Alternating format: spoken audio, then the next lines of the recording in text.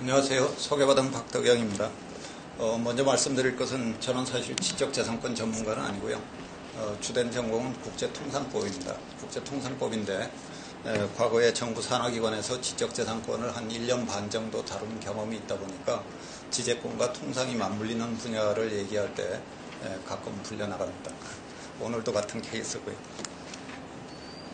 사실은 오늘 같은 경우는 지난번에 특허청에서 그 세미나 안내문을 돌렸는데 주제만 있고 발표자는 없어갖고 참 이상하다라고 생각을 했는데 어떻게 제가 또 발표를 하게 됐습니다. 다시 한번 말씀드리지만 제가 전문가라서 온 것이 아니라 그냥 단지 통상과 연결되는 부분, 그런 부분을 위주로 조금 말씀드리도록 하겠습니다. 사실은 오늘 토론을 해주시는 분들이 지재권에 있어서는 저보다 더 전문가 분들이 아니신가 싶습니다. 오늘 전체적으로 제가 드리고자 하는 말씀은 지적재산권 보호 강화라는 것은 국제적인 추세이다. 그렇다면 우리도 이에 발맞추어 나가야 될 것이 아닌가.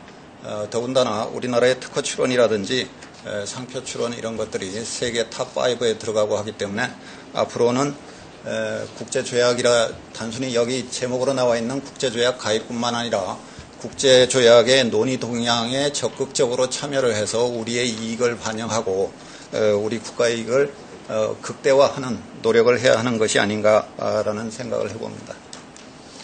오늘 말씀드린 내용은 지재권에 있어서 국제조약의 중요성 그리고 국제조약과 우리 지재권법 요거는 사실은 국제조약의 지적재산권의 경우에 대개 보면 국제조약에 따라서 국내법이 개정이 되고 그에 따라서 또 우리 지적재산권이 선진화라고 표현할 수 있을지 모르겠습니다만 점차로 선진화되고 국제화되어가는 과정을 거치게 됩니다. 그 다음에 최근에는 또 FTA와 관련해서 한미, 한EU FTA를 통해서 우리 지적재산권이 보다 강화되는 추세로 나아가고 있고요. 그 다음에 네 번째로는 현재 논의 중인 사항들, SPLT라든지 악타라든지 이런 내용들을 조금 보도록 하겠고 마지막으로 앞에 다룬 내용을 종합적으로 한번 살펴보고 IP 경쟁력 강화를 위해서 우리가 무엇을 해야 할 것인지 그런 부분들을 살펴보도록 하겠습니다. 첫 번째가 이제 지적재산권에 있어서 국제조약의 중요성인데, 저는 원래 전공이 이제 국제법이다 보니까, 느끼는 것 중에 하나가, 국제법과 국내법이 같이 가는 분야가 몇 군데 있습니다. 그 중에 제가 느끼기에 이제 통상과 관련된 분야가 그렇고요. 그 다음에 환경과 관련된 분야가 그렇습니다. 여러분들 요즘 이제 기후변화와 관련해서 여러 가지 얘기 나오는 것들을 보시면, 기후변화 협약이라든지 교토의정서를 이행하기 위해서 우리 국내적으로 어떠한 노력을 기울여야 되는가라는 얘기들을 많이 하고 있고 앞으로 그 연비와 관련해서 리터당 휘발유 1리터당 17km 이상을 달리지 못하는 차는 2016년부터인가요? 아예 거리에 나오지 못하게 하는 그러한 과정도 준비가 되고 있는 것으로 알고 있습니다. 그래서 이 국제통상 분야, 환경 분야, 그리고 또 이 지적재산권 분야도 마찬가지로 국제법과 국내법이 같이 가고 있는 분야가 아닌가 싶습니다. 여기 이제 그 지적재산권의 정의에 관한 부분은 WIPO 설립협정 2조 8항에 있는 내용인데 여기 계시는 분들이 다들 전문가분들이시기 때문에 이 부분은 생략하도록 하겠고요. 이 세계지적재산권 기구는 1970년에 설립이 돼서 1974년에 이제 유엔의 전문기구가 됐는데 우리가 흔히 얘기할 때 WTO 하면 이제 뭐 경제계의 유엔 이런 얘기를 하는데 실제로 내용적으로 따지고 보면 이 WIPO가 직원 면에서 WTO의 한 배 반이고 예산 면에서 보면 WTO의 2배 반에 해당된다고 합니다. 이게 이제 국가적으로 또 이해관계가 얽혀 있고 하기 때문에 그만큼 여러 가지 하는 일도 많고 전체적인 예산 규모도 크고 하다는 걸 알 수 있습니다. 그 다음에 지적재산권의 종류와 관련해서는 산재권, 저작권, 신지적재산권 많이들 말씀하시는데 이 부분도 생략을 하겠습니다. 그 다음에 지적재산권의 가치와 관련해서는 거기 보면 상표 가치로 봤을 때 말보로가 약 40빌리언이니까 400억 불 정도가 된다고 하고요. 코카콜라가 330억 불, 그 다음에 나이키가 약 35억 불 된다고 하고 나비스코의 경우는 1년에 약 250억 불을 IP 내지는 IP와 관련된 권리를 그 재산을 보호하기 위해서 지출을 한다고 합니다. 그 다음에 여기 기록해 놓지는 않았습니다만은 우리나라와 관련해서 휴대폰의 경우에 휴대폰의 그 CDMA 기술을 사용하는 기술 사용료로 휴대폰 가격의 5.25% 혹은 5.75%를 지출한다고 하는데 2004년도에 휴대폰 하나 단가가 200불이었다 그러니까 지금은 아마 그거보다 더 하겠죠. 200불로 따졌을 때 5%만 잡아도 10불이고요. 우리가 1년에 생산하는 휴대폰 개수가 2004년에 2억 개였고 지금은 한 3억 개 정도 되는 것으로 듣고 있는데 그것만 해도 우리가 라이센싱료로 지출하는 게 얼마나 될까 추정이 가능합니다. 그 다음에 이제 그 지적재산권과 관련해서 글로벌한 이슈 측면에서 본다면 역시 새로운 기술이 자꾸 나타나고 그 다음에 이제 이 기술에 따라서 나타난 거를 이제 권리화해서 커머셜라이제이션 상업화하는 그러다 보니까 이 상업화가 단순히 회사 대 회사 간의 문제가 아니라 이제는 국가와 연결이 되고 국가 무역에 있어서 이해관계와 연결이 된다라고 말씀드릴 수가 있겠습니다. 그 다음에 이제 사실은 저도 지적재산권을 원래 이제 지재권을 공부한 사람이 아니기 때문에 통상 쪽을 공부하다가 정부기관에 가서 일을 하면서 지적재산권을 배웠는데 참 그 이해가 안 되는 것 중에 하나가 저 속지주의라는 거였거든요. 예를 들어 상식적으로 생각할 때 특허라는 거를 어디 그냥 세계적으로 한 기구에다가 딱 특허 출원을 해서 그 특허가 전 세계적으로 통용이 될 수 있다면 얼마나 시간과 비용을 절감할 수 있을까. 처음에는 또 단순히 특허라는 게 그런 건가 보다라고 사실은 생각을 했었습니다. 지재권을 모를 때요. 근데 단순할 때 생각하는 게 오히려 맞는 것 같아요. 세계적으로 특허를 한 군데다 출원해서 세계적으로 보호받을 수 있다면 얼마나 좋을까라는 생각을 해봅니다. 근데 이제 저작권이나 저작인재권의 경우는 일단 저작물이 나오게 되면 그게 이제 전 세계적으로 보호가 되고 있고 영업비밀의 경우는 등록 절차조차도 필요 없습니다만은 그래서 특허의 경우가 특히 이제 이 테러토리얼 속지주의 원칙하에서 운영이 되고 있는데 이것도 역시 세계주의로 가게 되면 상당히 시간과 비용을 절감할 수 있지 않을까라는 생각을 해봅니다. 그 다음에 말씀드린 대로 지적재산권과 관련된 법령은 나라마다 상당히 다릅니다. 이거는 이제 지적재산권도 재산권의 일부이기 때문에 국가의 지재권, 국가의 재산권에 관한 근본적인 인식의 차이가 존재하고 있고 또 IPR이라는 게 또 일반 재산권과는 다른 또 법적인 요소를 지니고 있고 또 사회주의 공산국가들의 경우는 또 일반 서방 국가들이 생각하고 있는 권리 개념하고는 또 좀 다른 면이 있고요. 그래서 사회주의 공산주의 국가들 그렇고 그 다음에 이제 세계 각국의 법계들을 볼 때도 커먼로, 시빌로, 이슬라믹 로라든지 소셜리스트 로라든지 이런 부분에 따라서 이해관계가 조금 재산권 혹은 권리를 보는 시각이 조금 다르기 때문에 다양하게 나타나는 측면이 있는 것 같습니다. 근데 이제 그 IP 지적재산권이라는 게 이제 국제적으로 보호가 돼야 되는데 이 지적재산권의 국제적 보호가 논의되기 시작한 거는 베런 파리 협약의 경우인데 베런 조약은 저건 이제 저작권 보호를 위한 조약이고 1886년에 성안이 됐고요. 파리 협약은 산업재산권 보호를 위한 조약인데 1883년부터니까 지금으로부터 한 130년 가까이 된 그런 형태를 띠고 있습니다. 그 다음에 이제 1990년대에 들어와서 등록이라든지 보호에 있어서 어떤 통일성을 띌 수 있으면 좋겠다라는 게 이제 논의가 되고 또 이거를 이제 무역과 연결시켜서 나타나게 되는 게 WTO 트립스 협정이라는 것이고 그 다음에 이제 지역 간 무역 협정에서도 보면 최근에는 IP 챕터를 포함하고 있고 IP 챕터가 FTA에 있어서 매우 중요한 역할을 하는 것으로 이렇게 나타나고 있습니다.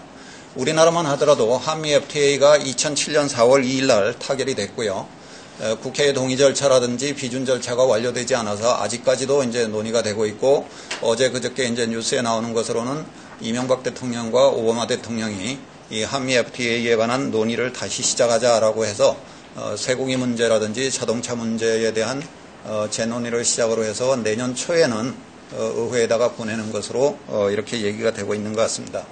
근데 이제 우리나라는 의회로 보내면 의회에서 동의해 줄 때까지 기다리면 되는데 미국의 경우는 우리와 시스템이 달라가지고 일단 의회에다가 비준 동의안을 보내게 되면 회기일 기준으로 90일 이내에 처리하지 않으면 자동으로 폐기되기 때문에 미국의 경우는 또 섣불리 의회로 보낼 수도 없는 그런 사정들이 있는 것 같습니다.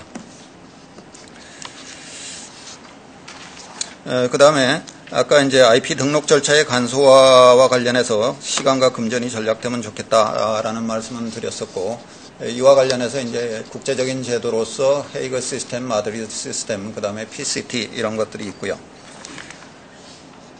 그 다음에 말씀드린 내용의 연장선상인데, 다자조약의 체결로 인해서 IPR 등록과 보호에 소모되는 시간과 비용이 최근 들어서 절감되고 있고, 그 다음에 보호의 편의성, 등록과 보호의 편의성 및 예측 가능성으로 인해서 그 IP 관련 산업 발달과 무역 촉진에 유리한 점이 있고요. 그 다음에 이제 그 글로벌라이제이션 그리고 유니포미티 이런 속에서도 IP 법규와 집행에 있어서는 여전히 국가 간의 차이가 존재하고 있다. 최근 들어서 특히 지재권 보호와 관련해서 이슈는 지적재산권의 등록이라든지 이런 절차적인 문제의 간소화, 이런 것도 하나의 이슈지만 큰 이슈 중에 하나는 지적재산권의 집행에 관한 이슈인 것 같습니다. 그래서 미국의 경우에 해마다 4월 말에 미국 USTR에서 스페셜 301조 보고서라는 것을 발표하면서 미국과 무역을 하는 여러 나라들의 지적재산권 보호 상태를 점검해서 공표를 하는 그러한 내용을 담고 있는데, 우리나라의 경우는 사실은 저 스페셜 301조 보고서가 채택된 1988년부터 시작해서 매년 우선 감시대상국을 왔다 갔다 하다가 작년과 올해 처음으로 이제 그 감시대상국에서 제외가 돼서 한편으로는 조금 안도하는 그러한 모양을 보이고 있는데, 이거는 한편으로 이제 한미 FTA 협상을 하면서 지적재산권과 관련해서 미국이 요구한 내용을 우리가 거의 다 받아들여줬기 때문에 이러한 결과가 나온 것이 아닌가 싶습니다. 그 다음에 이제 양자협약이라든지 FTA를 또 전략적으로 추진하는 것도 중요하겠다 하는 것이고, 그 다음에 이제 꼭 FTA라든지 양자협약이라든지 이런 협정상에 담지는 않더라도 양국 간의 그 특허청의 협력 관계라든지 어떤 제도적인 보완 장치를 통해서 또 그 특허 심사를 간소화한다든지 그런 거를 생각해 볼 수 있을 것 같습니다. 예를 들어 우리나라 그 특허청하고 미국하고 특허 심사 하위회의 제도라든지 이런 거를 두고 있는 것으로 알고 있고, 또 경우에 따라서는 이제 양국 간의 상호 인정 제도를 도입하는 것도 하나의 방법일 것 같습니다. 다음은 국제조약이 이제 우리 지재권법에 어떠한 영향을 미쳤는가 하는 부분인데요. 우리나라는 사실은 이제 저작권법의 경우에 1957년도에 법이 제정된 것으로 알고 있는데, 실질적으로 우리나라에서 특허도 그렇고요, 저작권도 그렇고 실질적으로 우리나라에서 지적재산권을 제대로 보호하기 시작한 것은 제 견해로는 1987년부터다 이렇게 봅니다. 왜냐하면 이게 1980년대에 미국이 상품 무역에 있어서 엄청난 적자를 보이게 되니까 서비스라든지 지적재산권에 대해서 제대로 좀 권리 강화를 해서 무역상 상품 무역에서의 적자를 보완해야 되겠다라는 취지에서 레이건 행정부가 세계 각국의 지적재산권의 강화를 요청하게 되고, 그 중에 이제 대표적인 나라로 속된 말로 해서 찍힌 게 이제 우리나라하고 브라질의 경우고, 우리나라 브라질과 집중적인 협상을 통해서 우리나라의 경우에 이제 1986년에 한미 공업 소유권 양해각서, 지금 용어로 하면 이제 지적재산권 혹은 지식재산권 양해각서가 되겠죠.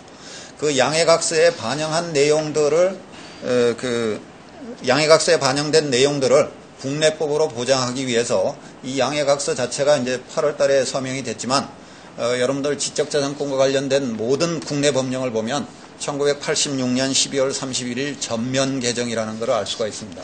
그 내용들을 이제 반영하기 위해서 이렇게 됐고요. 그래서 결국은 우리 국내법 혹은 국내 지적재산권의 발전은 국제적인 통상 압력 내지는 국제조약의 발달과 무관하지 않다라는 걸 알 수가 있습니다. 그래서 1986년 양해각서에 따라 특허법에서도 보면 여러 가지 제도들이 이제 도입이 되는데, 물질 특허 제도가 도입이 되고 특허 보호 기간이 연장이 되고, 그 미시판 물질 특허 보호가 도입이 되고요. 그 다음에 저작권법의 경우도 과거 30년에서 이제 40, 50년으로 보호 기간이 연장이 되고요. 이 컴퓨터 프로그램 보호와 관련해서는 아예 컴퓨터 프로그램에 대해서는 어떤 특정 조항이 없었는데, 아예 새로이 법을 제정을 해서 초기에는 이제 과학기술부에서 관장하다가 정보통신부에서 관장하다가 작년에 이제 저작권법과 컴퓨터 프로그램 보호법이 통합이 돼서 이제는 저작권법으로 운영이 되고 있습니다. 그 다음에 이제 이 WIPO에서 관장하는 각종 국제 조약들이 지재권의 등록이라든지 보호에 관해서 규정을 하고 있지만 실제로 그 지적재산권을 침해했을 경우에 어떠한 보호장치를 강구할 것인가, 분쟁해결 제도를 강구할 것인가, 여기에 관해서는 WIPO가 관장하는 23개 조약에서 특별히 실효성 있는 규정이 없었기 때문에 이거를 이제 미국을 비롯해서 IP 선진국들이 강력하게 주장해서 도입된 게 WTO의 트립스 협정이라고 할 수 있습니다. WTO가 1995년부터 출범을 했는데요.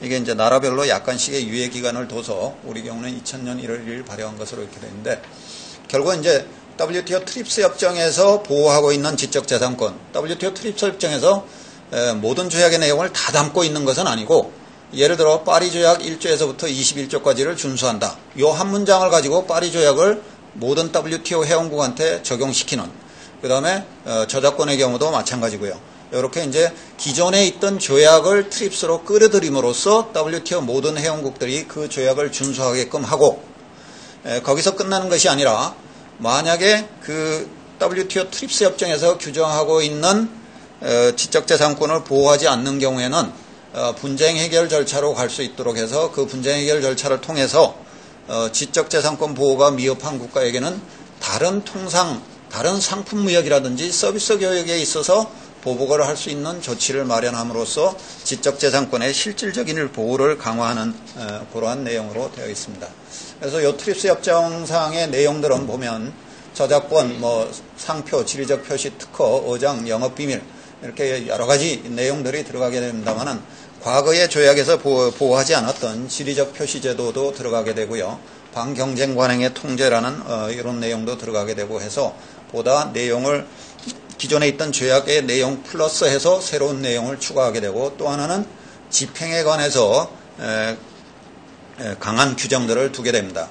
그래서 집행 및 세관 통관 절차에 관한 준수사항이라든지 국내에서 민형사적으로 어떻게 지재권을 보호할 것인가, 이런 내용을 반영을 해놓고, 이게 이제 1995년도 1월 1일부터 이 조약 자체는 발효가 됐는데, 지재권 선진국들이 여기서 더 나가서 지적재산권의 집행을 보다 강하게 보호하자라고 해서 논의하고 있는 게 요즘 논의가 되고 있는 악타라는 겁니다. Anti-Counterfeiting Trade Agreement 해가지고 위조 및 불법 복제 방지 조약 해서 요거는 모든 WTO 회원국들이 참여하는 것이 아니라 WTO 회원국들 중에서 지재권 보호에 강한 의지를 가지고 있는 11개 나라들이 참가해서 지금 현재 협상을 진행 중에 있습니다.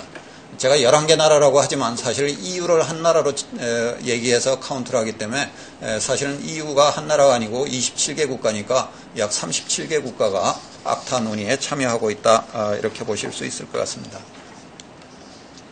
이거는 트립스 협정의 기본적인 내용이니까 생략하도록 하겠고요.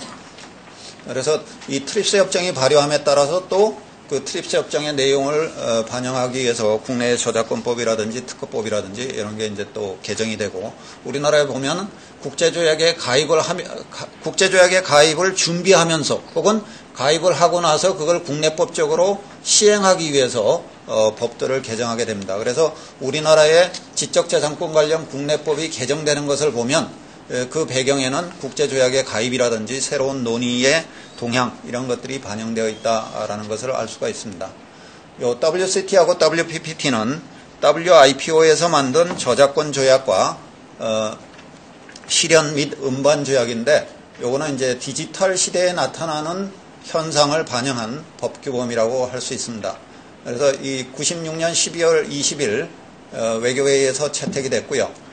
WCT, WPPT가 둘 다 2002년에 발효가 됐고, 요거는 이제 채택이 되고 나서 30개국이 가입하고 나서 3개월 후에 발효하는 그런 규정 때문에 저렇게 된 거고, 우리나라는 이제 발효 이후에 WCT는 2004년, WPPT는 2008년에 가입을 하게 됩니다. 실현 및 음반 조약과 관련해서는 과거에 로마 조약이라는 게 있었는데, 그것도 우리가 이제 가입을 하지 않고 있다가 로마 조약하고 WPPT는 서로 맞물리는 내용이기 때문에 같이 가입을 하게 됩니다. 그 다음에 이제 이 WCT와 WPPT를 반영하기 위해서 국내 저작권법의 여러 가지 개정 내용을 여기다 열거를 해놨고요. 그 다음에 이제 그 최근 들어서 우리가 이제 FTA를 체결하게 되는데, 우리나라는 처음으로 이제 한국 칠레 간의 FTA를 체결했고, 그 뒤에도 싱가포르가 체결을 하고 EFTA라고 있습니다. 유로피안 프리 트레이드 어그리먼트 혹은 어소시에이션 해가지고 EU에 가입하지 않은 서구 유럽 4개 국가가 있는데 EFTA와 또 FTA를 체결하고 아세안과 또 FTA를 체결을 했고요. 그래서 이런 것들은 이제 이미 발효한 FTA이고 아직 발효하지는 않았지만 가장 중요한 FTA가 한미 FTA하고 한 EU FTA라고 할 수 있습니다. 그래서 한미 FTA 협상이 2006년 6월 달에 시작을 했는데 2006년 6월에 한미 FTA 협상을 하기 전에도 한미 간에는 분기별 통상회담이라고 그래가지고 석 달에 한 번씩 통상회담을 하게 되는데 이틀 통상회담을 하면 항상 보면 4분의 1에 해당하는 반나절이 지재권 이슈입니다. 그래서 지재권에 관해서 미국이 굉장히 요구하는 내용들이 많았는데 그것들을 이제 우리 정부가 별로 받아들이지 않다가 이 FTA 협상의 경우는 분야가 워낙 많기 때문에 전반적으로 우리가 유리한 분야도 있고 불리한 분야도 있고 하다 보니까 유리한 분야를 관철시키기 위해서는 또 지재권 보호를 우리가 강화해 주는 쪽으로 미국의 요구사항을 반영하는 쪽으로 이렇게 하다 보니까 여러 가지 새로운 제도들이 우리 법에 수용이 되게 됩니다. 뭐 특허 전속 기간 연장이라든지 이런 것도 있고요. 그 다음에 많이 논란이 됐습니다만은 의약품 판매화와 특허와의 연계 문제 이런 것도 수용이 됐고 불실시에 의한 특허 취소는 폐지하는 것으로 그래서 우리 법을 개정하는 방향으로 정리가 됐고요. 그 다음에 상표권의 경우도 마찬가지로 증명 포장제도가 도입이 되고 소리 냄새 상표가 도입이 되게 되고요. 그 다음에 지리적 표시 관련해서는 사실은 한미보다는 나중에 보게 되는 한 EU에서 보다 적극적으로 보호하게 됩니다. 그 다음에 저작권과 관련해서도 법정 손해배상 제도가 도입이 되고 집행 분야와 관련해서도 상표 저작권 침해에 대한 법정 손해배상 제도 등 여러 가지 지적재산권 보호를 강화하기 위한 제도가 도입이 되는데 이 지재권에 있어서 권리 강화는 대체로 보면 미국 쪽에서 요구를 하고 우리가 수용하는 그러한 입장을 보입니다. 저작권과 관련해서도 저작권 보호기간이 이제 4호 50년에서 4호 70년으로 늘어나는 것으로 정리가 됐고 근데 사실은 일시적 저장인의 기술적 보호 조치 이런 부분은 사실 일반인들이 잘 모릅니다. 근데 협상하는 과정에서 이제 많이 나온 얘기가 저작권 보호 기간을 4호 50년에서 4호 70년으로 늘린다. 그러니까 이 부분은 일반인들이 이해가 하기가 쉽거든요. 그러다 보니까 이제 비판이 생기고 하니까 우리 정부에서 조항만큼은 4호 50년에서 4호 70년으로 연장하는 요 조항만큼은 한미 FTA 발효와 동시에 발효하는 것이 아니라 2년간 유예 기간을 두는 것으로 그렇게 정리가 되어 있습니다. 그 다음에 이제 한미 FTA 협상이 끝나고 바로 이어서 시작한 게 이제 한EU의 FTA 협상입니다. 근데 이 한EU FTA 협상은 한편으로 이제 한미 FTA 단계에서 지재권 보호에 관한 내용을 상당 부분 우리 정부가 수용을 했기 때문에 이때는 상대적으로 쉬웠고 그 다음에 또 우리 국민들이 가지고 있는 뭐랄까요 그 인식이 한미 할 때는 이게 약간 이제 반미 의식이라든지 이런 것도 작용해서 관심들이 많았는데 한 EU 할 때는 별로 관심들이 없었던 것 같습니다. 그래서 일설에 의하면 한미 때 막 수만 명이 나와서 데모를 하고 했는데 한 EU 때 한국인들이 나와서 데모를 한다 그러니까 EU 측에서 굉장히 긴장을 했는데 겨우 8명 나와가지고 매우 실망을 했었다라는 얘기도 들었었습니다. 지재권과 관련해서 뭐 데이터베이스라든지 이런 거는 이미 뭐 WTO 트립스 협정에서도 보호하기로 돼 있던 거고요. 이 추급권과 관련해서 요거는 이제 미술품을 판매를 하게 되면 처음에는 이게 이제 아마추어 작가 내지는 초보 작가일 때는 값이 얼마 안 나기 때문에 나중에 그 사람이 유명해지고 나서 이 상품 값이 많이 오를 거기 때문에 그 나중에 판매 후에 상품 값이 그 미술품 값이 올라서 생기게 되는 이익의 일부를 그 미술품을 제작한 사람한테 주자 하는 내용인데 유럽에서 많이 받아들이고 있는 내용인데 이 한 EU FTA에서는 요거는 협상이 타결되지는 못했고 협정 발효 후에 2년 내에 다시 논의하기로 되어 있습니다. 그 다음에 이제 지리적 표시라든지 여기 나오는 방송사업자 권리와 관련해서는 재밌는 게 거기 방송사업자에게 TV 방송물을 상영하는 대가로 입장료를 받는 행위를 허락하거나 금지할 수 있는 배타적 권리를 부여한다. 이런 내용이 이제 합의 내용에 들어가 있는데 이게 이제 월드컵 중계권하고도 밀접하게 연결이 되어 있습니다. 예를 들어 우리가 월드컵을 응원하기 위해서 어느 식당에 뭐 얼마씩 내고 내서 밥 먹고 거기서 단체로 응원한다든지 할 때 이거는 이제 앞으로 저작권료를 지불해야 되는 그런 문제가 남아 있고요. 그 다음에 지리적 표시와 관련해서도 트립스 협정에서는 이제 주로 포도주라든지 증류주로 한정이 되어 있었는데 여기에 이제 한EU FTA가 오게 되면 농산물이라든지 식품 이런 것들이 추가가 되기 때문에 보다 강화된 형태로 나타나게 된다라는 것이고요. 그 다음에 국경조치와 관련해서는 WTO 트립스 협정에서는 상표권 침해라든지 저작권 침해 상품에 대해서 통관 보류 조치를 요구할 수 있는데 여기에다가 이제 특허, 디자인, 지리적 표시, 식품, 신품종 침해 상품 이런 것들로 확대를 하게 돼서 통관 보류 조치를 요구할 수 있는 범위가 더 늘어나게 된다라는 것입니다. 그 다음에 이제 적용 절차, 국경 절차 조치의 적용과 관련해서도 이제 상품을 환적하는 경우에도 통관 보류를 할 수 있는가 이것과 관련해서 EU에서 이런 경우에도 가능하도록 해야 된다라는 규정을 집어넣게 되고요. 그러다 보니까 이제 한미, 한EU를 통해서 우리가 여러 가지 내용을 받아들이다 보니까 점차로 우리 국내 법제 자체가 국제 기준과 같아지거나 다자 간의 국제 기준보다 오히려 더 높아지는 그런 현상이 나타나게 됩니다. 근데 여기에 이제 다자 간의 국제적인 기준보다 한미, 한EU를 통해서 더 높아진 기준 이게 이제 우리 국내법의 기준이 되기 때문에 앞으로 한미, 한EU FTA가 끝난 상황에서 앞으로 한중 FTA를 한다든지 다른 나라와 FTA를 하는 데 있어서는 적어도 한미 수준 내지는 한EU FTA 수준으로 우리가 오히려 다른 나라들에게 요구할 수 있는 그러한 근거가 마련됐다. 즉 그렇게 되더라도 우리 국내법을 개정해야 되는 상황은 없기 때문에 보다 공격적으로 협상할 수 있는 여지는 있다라는 겁니다. 그 다음에 현재 논의 중인 지재권 이슈에 관해서는 어떠한 점들이 있다는 정도로 말씀을 드리도록 하겠습니다. 이 특허법 조약에 관한 논의는 1986년부터 시작이 됐는데 먼저 정리된 것부터 정리하자라고 해서 이미 PLT가 채택이 됐고 지금 현재 SPLT는 논의 중에 있고요. 그래서 특허법 통일화에 관한 논의가 진행이 되고 있고 그래서 일부를 2000년 6월 달에 PLT로 해서 타결을 하고 지금 현재는 SPLT에 관한 논의가 WIPO에서 진행 중입니다. 이건 또 이제 그 선출원주의와 발명주의에 관한 그 이해관계가 다르기 때문에 거기에 관한 논의가 있었는데 미국이 어느 정도 양보를 해서 앞으로 수년 내에 타결이 되지 않겠나라는 예상을 하고 있습니다. 그 다음에 그 traditional knowledge 전통 지식하고요. 저 TEC라고 된 거는 표현이 좀 타이핑이 잘못됐는데 TC입니다. traditional cultural expression 전통적인 문화 표현. 그 다음에 genetic resources 그 유전 자원에 관한 것들인데 이런 것들이 이제 앞으로 국가 이익과 관련해서 많은 논의가 되고 있다. 이게 이제 자꾸 이 지적재산권을 국가 이익과 결부를 시키다 보니까 자기 나라한테 유리한 제도를 자꾸 발굴해내려고 하고 그거를 국제적으로 관철시키려고 하는 노력들이 많이 진행이 되고 있는 것 같습니다. 그 다음에 우리나라 김치만 하더라도 어느 게 먼저냐라는 걸 가지고 중국하고 우리하고도 논란이 있고 내용은 써놓지 않았습니다만 이동 막걸리만 하더라도 일본에서 먼저 상표 등록을 하기 때문에 했기 때문에 우리 막걸리를 일본에 수출하는 데 지장이 있다라는 게 한참 뉴스거리가 됐었고요.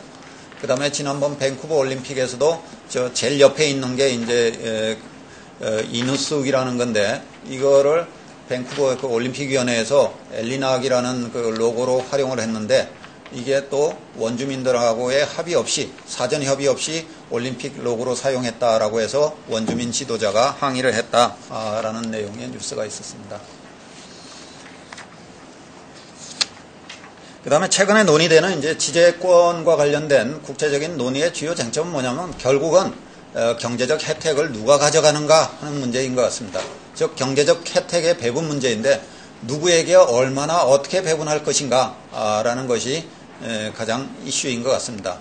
유지개성 발전에 대한 발전은 시켜온 자에 대한 보상, 그 다음에 지역 공동체 혹은 상업화에 성공한 사람한테 그 이익을 어떻게 배분해 줄 것인가 라는 것이 가장 핵심적인 이슈가 되고 있는 것 같습니다.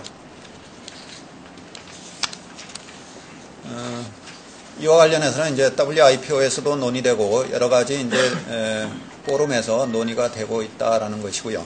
그 다음에 이제 지재권 자체는 아니라도 또 지재권과 관련된 이슈들도 또 있는 것 같습니다. 이 생물 다양성과 관련해서도 보면 가운데 보면 유전자원의 개발 및 이익에 따른 이익 공유라든지 이런 걸 이익 공유라든지 접근을 어떻게 가져갈 것인가라는 것과 관련해서 이 유전자원 개발 자원 제공국하고 자원 이용국 간의 이해관계의 대립이 있어서 논의가 되고 있고, 그 다음에 최근에 또 기후변화 협약하면 지재권하고는 또 관계가 없을 것 같지만 기후변화 협약 그 CO2 가스 배출을 줄이기 위한 기술, 이거를 어떻게 이전을 시킬 것인가, 이거를 놓고서 또 기술을 가지고 있는 나라들하고 개도국 간의 또 기술 이전 문제를 놓고 또 논란이 되고 있는 것으로 알고 있습니다. 그래서 여러 가지 분야, 전통적 의미의 지적재산권 분야뿐만 아니라 그와 관련이 없는 것으로 여겨졌던 분야에서도 지재권과 관련된 쟁점들이 자꾸 새로이 나타나고 있는 것을 볼 수 있습니다. 그 다음에 아까 이제 그 지재권 집행과 관련하여 말씀드렸던 악타에 관한 내용인데요. 위조 및 불법 복제 방지 협약입니다. 요거는 아직 협약으로 채택된 거 아니고요. 지금 현재 논의가 되고 있는데 WTO 트립스 협정이 95년부터 발효를 했습니다만은 여기에 더 나아가서 지적재산권의 보호를 보다 강하게 하는데 특히 집행이 매우 중요한 이슈다라고 해서 미국과 일본이 공식 제안으로 해서 현재 11개국이 참여해서 논의 중에 있습니다. 한국 정부도 2008년 6월부터 협상을 참여해서 특히 6번째 협상의 경우에 우리나라 서울에서 개최가 됐던 적이 있고요. 그 다음에 이 협정문과 관련해서도 오늘날에 있어서 이제 여러 가지 쟁점이 많습니다만은 요즘 이제 NGO라든지 이런 시민사회가 워낙 발달돼서 이 협정문을 공개해라. 이 악타로 인해서 이익을 얻는 집단도 있지만 피해를 보는 집단도 있기 때문에 협정문을 공개하라고 해서 최근에 협정문을 공개한 바가 있습니다. 이 전체적인 이 위조 및 불법 복제 방지 협약의 주된 내용은 WTO 트립스 협정에도 민형사적인 절차라든지 국경 정치와 관련된 절차가 있는데 그 절차를 보다 더 지적재산권 강화하는 쪽으로 하는 내용들을 담고 있는 게 이 위조 및 불법 복제 방지 협약이라고 할 수 있고, 구체적인 내용은 생략하도록 하겠습니다.